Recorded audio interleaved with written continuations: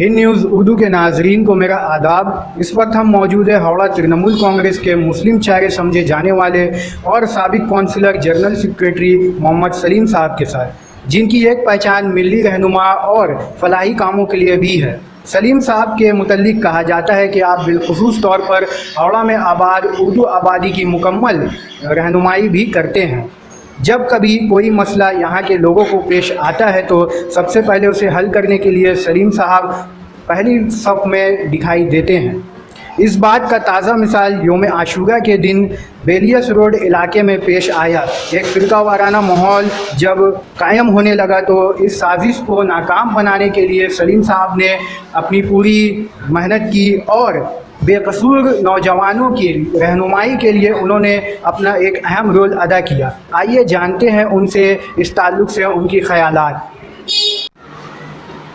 34 साल बाया महाज हुकूमत और मौजूदा तृणमूल हुकूमत के वो चले 10 साल में मुसलमानों में अब तक और कल तक में क्या फ़र्क देखते हैं?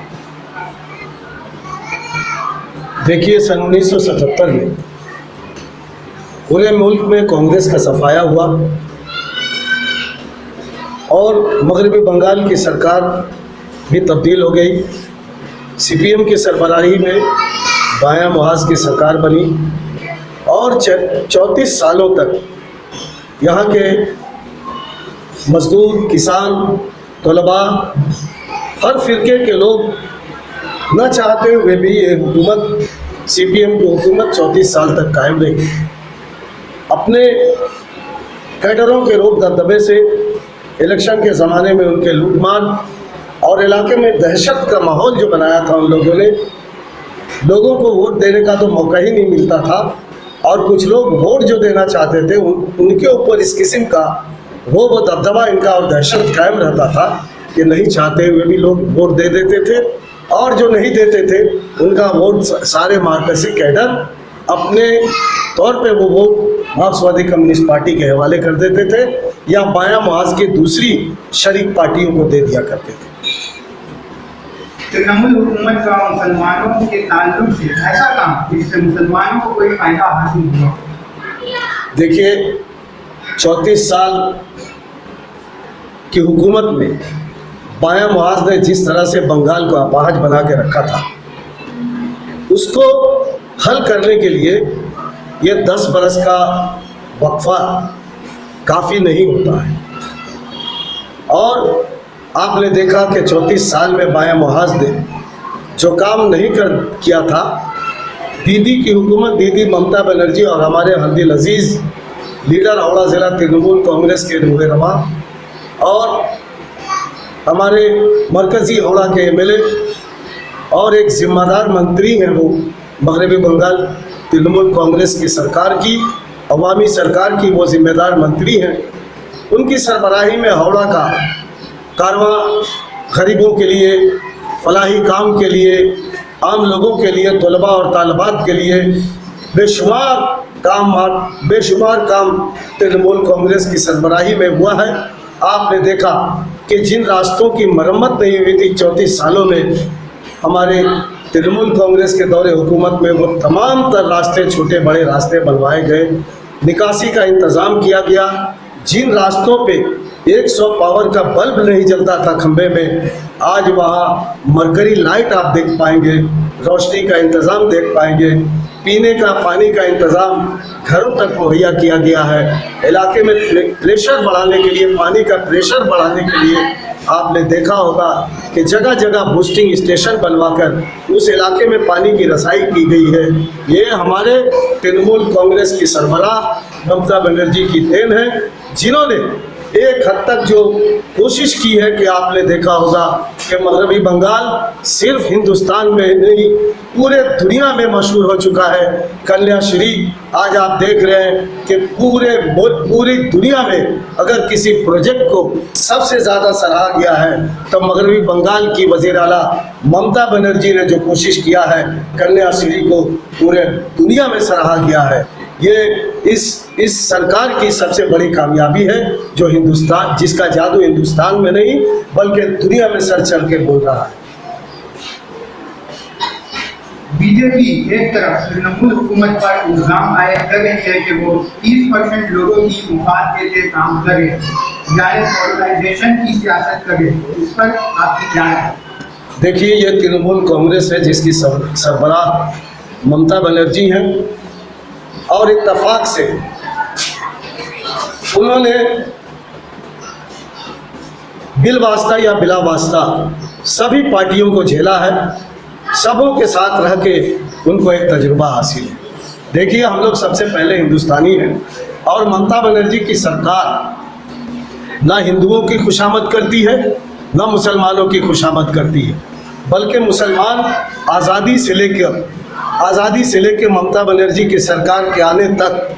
और ख़ासकर 34 साल बायां महाज के दौरे हुकूमत में मुसलमानों को जिस तरह से बर्बाद किया गया, माइनॉरिटी फिनेंशियल कॉरपोरेशन में तालाबंदी करके मुसलमानों तक उसका फ़ायदा नहीं पहुंचाया गया, ये तमाम तर मसाइल 34 साल के दौरे हुकूमत ही नहीं बल्कि आज़ादी से लेकर बायां महाज के सरकार के ज़माने तक मुसलमानों को एक तो दूसरे दर्जे का शहरी बनाकर रख दिया गया था। लेकिन ममता बनर्जी ने बहुत करीब से इसे महसूस किया कि अगर हम हिंदुस्तान के अंदर और बंगाल के अंदर अगर हम बैलेंस करना चाहते हैं तो सबसे पहले जो तबका ज़मीन पे आ गया है, जिन्होंने आज़ादी में बेपनाह जद्दोजहद किया, इसको उलमाए कराम, मुजाहिदे आज़ादी और इसके दिगर नौजवान और बच्चे बूढ़े जिन्होंने 14 अगस्त को जब पाकिस्तान बनाया गया, मुल्क की तक़सीम हुई, तो हिंदुस्तान का मुसलमान यहाँ उसके कदम थम गए और हिंदुस्तान को जो हर ज़माने में मुसलमान इससे प्यार करता था, आज भी मुसलमान यहीं रुककर वो सबसे पहले हिंदुस्तानी है। और इस मुल्क में जब जब ज़रूरत पड़ी है, चाहे वो सरहदी मुहाज हो, समाजी मुहाज हो, हर जगह पे मुसलमान अपने सबसे पहले अपना खिदमत पेश करता है, अपनी जानों की कुर्बानी देता है। आप आज देख रहे हैं तालीम के मैदान में भले हम रेशियो में कम हैं, लेकिन हमारे बच्चे टैलेंट हैं, देख रहे हैं आप, हर महाज में हमारे बच्चे कामयाबी के परचम लहरा रहे हैं। लिहाजा ये सरकार जो है सिर्फ मुसलमानों की खुशामद नहीं कर रही है, बल्कि ये मुसलमान और दूसरे तबके जैसे हरिजन हो, ओबीसी हो या दूसरा तबका हो, वो जो एक लेवल में लाने के लिए सबको फैसिलिटी देकर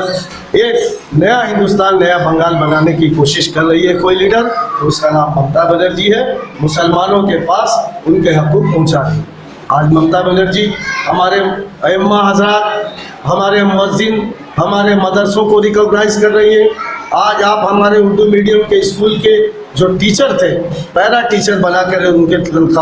तनख्वाह में इजाफा किया गया है। आज आप देख रहे हैं कि ममता बनर्जी की सरकार, तृणमूल कांग्रेस की सरकार, चाहे गांव हो या शहर, हर जगह जो हमारे कब्रिस्तान थे, उन कब्रिस्तानों की चार दीवारी, उसके ज़रूरियात को पूरे करने के लिए ममता बनर्जी ने अपने सरकार का ख़जाना खोल दिया। सिर्फ यहीं तक नहीं, आप देख रहे हैं कि पंडितों तक इसका वजीफ़ा पहुंचा है और जहां कब्रिस्तान की तामीर हो रही है, वहीं आप देख रहे हैं कि शमशान घाट को भी ममता बनर्जी सजा रही हैं। ये ममता बनर्जी की गंगा जमनी की तहजीब, जिसे आज हिंदुस्तान में ज़ुबानी तौर पर कहा जा रहा है, ममता बनर्जी बंगाल में उसे अमली जामा पहनाकर बंगाल को मुल्क में पूरा अव्वल नंबर पे कायम देखना चाह रही है कि अगर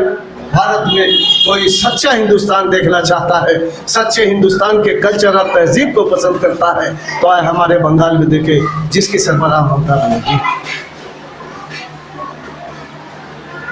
मगरबी बंगाल कांग्रेस के नवमुंतखब सदर अधीर रंजन चौधरी का कहना है कि तृणमूल सुप्रीमो ममता बनर्जी खुद को मुसलमानों का मसीहा बताती है और बीजेपी खुद को हिंदुओं का मुहाफिज बताकर दोनों ही तकसीम करो राज करो पॉलिसी अपनाए हुए हैं। इस पर आपकी क्या राय है? देखिए, हमारा हिंदुस्तान न तो सिर्फ हिंदुओं का है, न ही सिर्फ मुसलमानों का है। एक ऐसा मुल्क है जहाँ हर मज़ाहब के लोग यहाँ रहते हैं, अपने मनपसंद से पोशाक पहनते हैं, अपने मनपसंद खाना खाते हैं,